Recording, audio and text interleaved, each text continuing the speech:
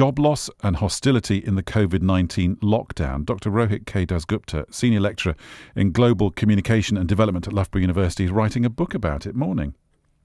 Hi, morning, Ben. How is it particularly affecting people from that community? So it's actually been quite difficult in a significant way. So one is that we've got a lot more LGBTQ people who are in precarious work.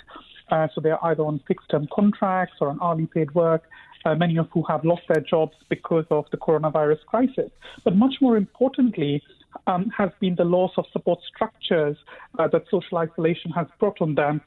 So, for example, some of the research participants that I've been speaking to over here in Britain have had to move back into very hostile situations, either with their families or with other people.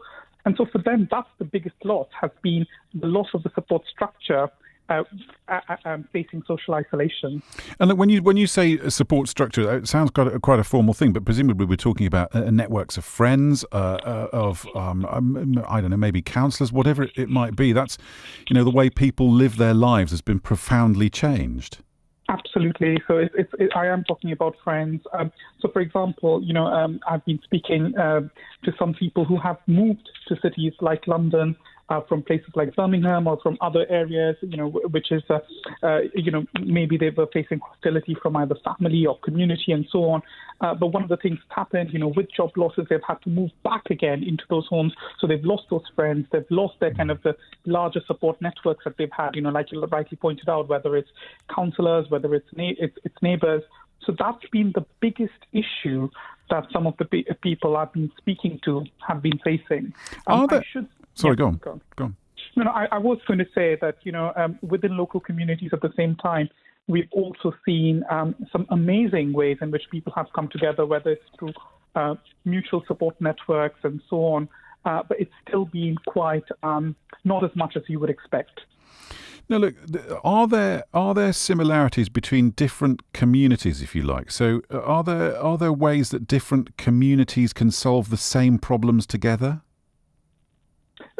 Definitely. I think the first thing to understand, of course, is the fact that there are certain communities which are facing disproportionality in terms of what COVID has brought. We've been hearing a lot about BAME people across the United Kingdom, especially, in places like Newham and other largely BAME areas where we know that, the death threats have been much, much higher for the BNE community. So I think the first thing is to acknowledge that there has been disproportionality in which certain communities have been affected by this.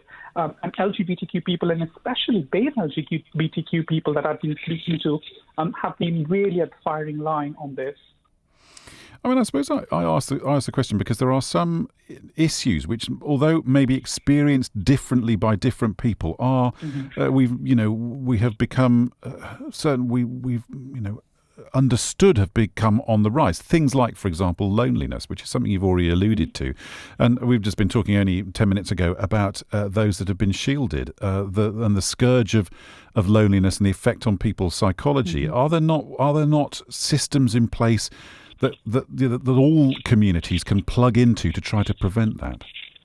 You've absolutely hit the nail on its head, Ben, because with loneliness, one of the things that I know a lot of local authorities have been doing, especially my local authority in Newham, we've got befriending services, where we are calling up people who we know are in lonely situations. The problem, of course, becomes with a lot of LGBTQ people and LGBTQ people of color who are having to move back into their homes where they may not be out, or where they know that they're having to, kind of hide a part of themselves. It's much more difficult because, they're not in a safe space where they can talk to others about this.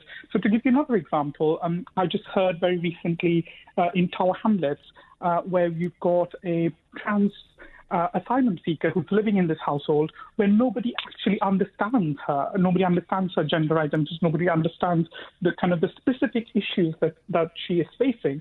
And I think that's the problem, that I think with many of the LGBTQ people, especially those of color, are in situations where people do not necessarily understand. So those systems of befriending services that I know local authorities have been doing so amazingly are not necessarily geared towards specialist support that's required. I mean, I suppose that I'm conscious of the fact that I'm always kind of trying to scratching around for silver linings to all of this. But are there?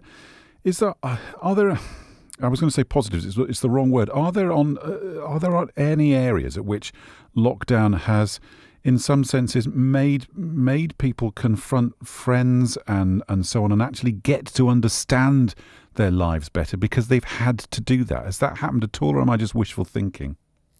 I think on a macro level, you're right. I think it's really changed our outlook towards life. It's changed our outlook towards what we are doing. So that's definitely true on a macro level, but I think the issue has been much more about the disproportionality that certain communities have been facing, but also on a very global scale.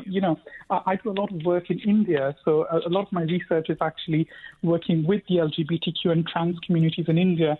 And over there, it's been a life and death situation for many of them, because of not having access to work. They don't have the furlough mechanisms that we've had over here. So they are living in absolute penury, but also at the same time facing disproportionate levels of violence against them. So I think for us, I feel like it's almost a moment of reckoning that coronavirus has brought, is to realize that there is a community. We can't think of individualism anymore.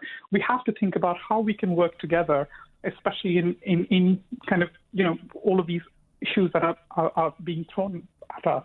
Rohit, thank you so much for coming on the show today. I know that you're writing about this and actively doing research. As you develop more of that, can we speak again? I'll be more than happy to. Thanks for coming on the show. It's really good to talk to you. Thank you. Thanks, Ben. Bye-bye.